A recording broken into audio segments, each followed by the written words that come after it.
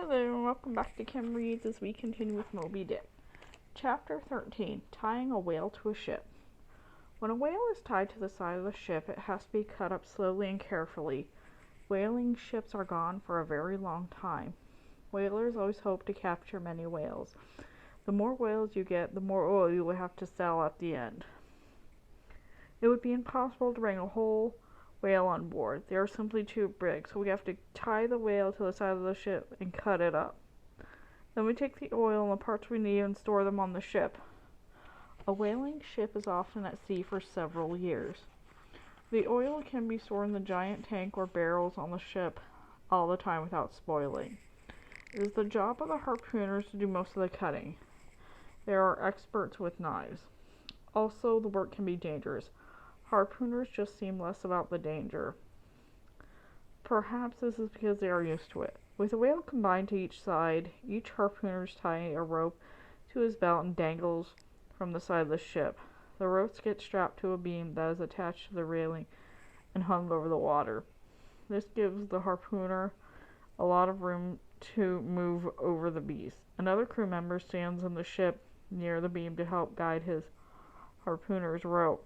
Each harpooner has his own guide. They work as a team. The harpooners swing back and forth through the water while covering pieces of the whale. They send pieces of meat back up the ship.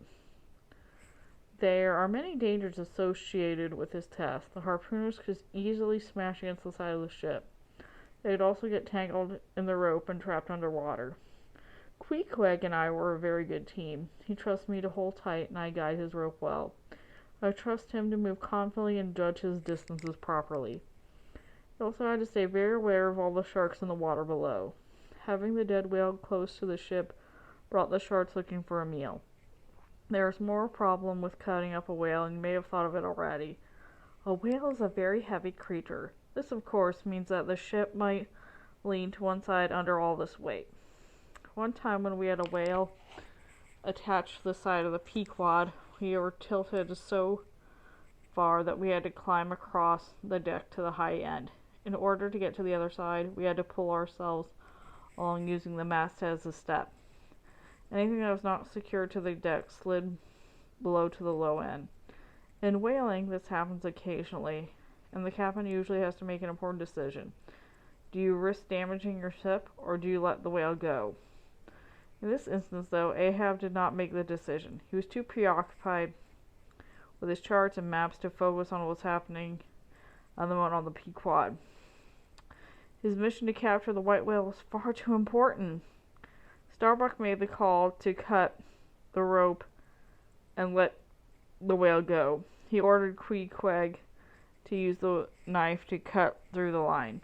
Some of us stood by the side of the ship as the giant sank slowly into the deep ocean.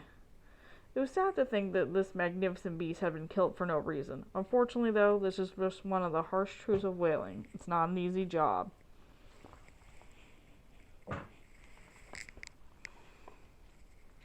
And that's it for that chapter. See you later.